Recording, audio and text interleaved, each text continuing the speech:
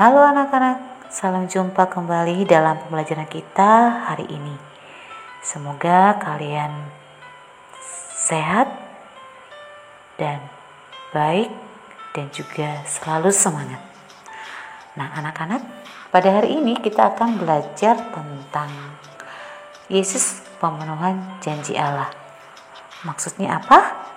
Nah lebih lanjut kita akan mempelajarinya. Namun seperti biasa, mari kita mulai setiap kegiatan, khususnya dalam pembelajaran agama, kita berdoa. Yuk kita ambil sikap doa yang baik. Dalam nama Bapa dan Putra dan Roh Kudus, amin. Ya Allah yang Maha Baik, Engkau mengasihi umat bangsa Israel, membebaskan dan menempatkan mereka di tanah terjanji. Engkau selalu setia menepati janjimu, meskipun bangsa Israel tidak selalu setia. Semoga melalui pembelajaran ini kami juga belajar setia seperti Engkau. Demi Kristus Tuhan kami, amin. Anak-anak, dalam kehidupan sehari-hari kita semua pernah mendapat janji. Janji itu bisa berasal dari orang tua, saudara, guru, teman, saudara, atau siapa saja. Isi perjanjian biasanya merupakan satu kesepakatan antara kita dengan seseorang. Kalau kita menepati janji, maka biasanya akan berbuah kebaikan, kegembiraan, atau hal lain yang menyenangkan.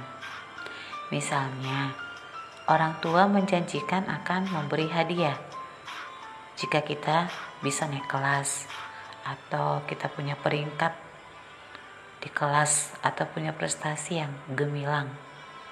Tentu kita akan berusaha memenuhi janji itu supaya naik kelas dengan prestasi yang sangat baik. Kalau kita dapat menunjukkan prestasi yang baik, tentu orang tua akan menepati janjinya. Dan tentu kita akan merasa senang, bukan hanya karena prestasi, tapi juga karena orang tua menepati janjinya. Nah sebaliknya, jika orang tua atau siapapun tidak menepati janjinya, maka perasaan kita pasti kecewa dan tidak senang. Adapun tujuan pembelajaran kita pada hari ini, yang pertama adalah menjelaskan isi janji Allah yang termuat dalam perjanjian lama. Dan yang kedua, menjelaskan sosok pribadi Yesus yang diungkapkan dalam peristiwa pemberitahuan tentang kelahiran Yesus. Dan itu kita bisa baca dalam Injil Lukas bab 1 ayat 26 sampai 38. Nah, anak-anak, untuk menggali pesan kitab suci perjanjian lama mengenai janji Allah kepada bangsa Israel, mari kita melihat bahwa di dalam kitab perjanjian lama para nabi telah menubuatkan apa yang menjadi kehendak Allah, bahwa Allah akan tetap menyertai bangsa Israel sebagai umat kesayangannya. Allah tetap menunjukkan kesetiaan serta menepati janjinya, sedangkan umat Israel sering melanggar janjinya. Hal itu tampak ketika bangsa Israel dibebaskan oleh Allah dari perbudakan Mesir hingga menepati tanah terjanji. Allah selalu menjamin bangsa Israel sebagai umat pilihannya.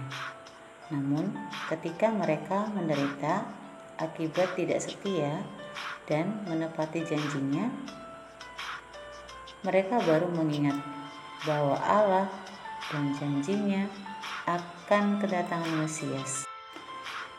Nah anak-anak, Suster akan membantu kalian melihat bagaimana hubungan isi janji Allah dalam kitab suci Perjanjian Lama dengan Perjanjian Baru dalam kisah pemberitahuan tentang kelahiran Yesus, yakni Injil Lukas bab 1 ayat 26 sampai 38. Pemberitahuan tentang kelahiran Yesus. Dalam bulan yang ke-6, Allah menyuruh malaikat Gabriel pergi ke sebuah kota di Galilea bernama Nazaret, kepada seorang perawan yang bertunangan dengan seorang bernama Yusuf dari keluarga Daud. Nama perawan itu Maria. Ketika malaikat itu masuk ke rumah Maria, ia berkata, "Salam, hai engkau yang dikaruniai Tuhan menyertai engkau." Maria terkejut mendengar perkataan itu, lalu bertanya di dalam hatinya, apakah arti salam itu? Kata malaikat itu kepadanya, "Jangan takut, hai Maria, sebab engkau beroleh kasih karunia di hadapan Allah. Sesungguhnya engkau akan mengandung dan akan melahirkan seorang anak laki-laki, dan hendaklah engkau menamai dia Yesus. Ia akan menjadi besar dan akan disebut Anak Allah yang Maha Tinggi. Ia akan menjadi raja atas kaum keturunan Yakub sampai selama-lamanya, dan kerajaannya tidak akan berkesudahan." Kata Maria kepada malaikat itu, "Bagaimana hal itu mungkin terjadi, karena aku belum bersuami?" Jawab malaikat itu kepadanya, "Roh Kudus akan turun atasmu, dan kuasa Allah yang Maha Tinggi akan menaungi engkau. Sebab itu, anak yang akan kau lahirkan itu akan disebut kudus, Anak Allah." Kata Maria, "Sesungguhnya aku ini adalah hamba Tuhan.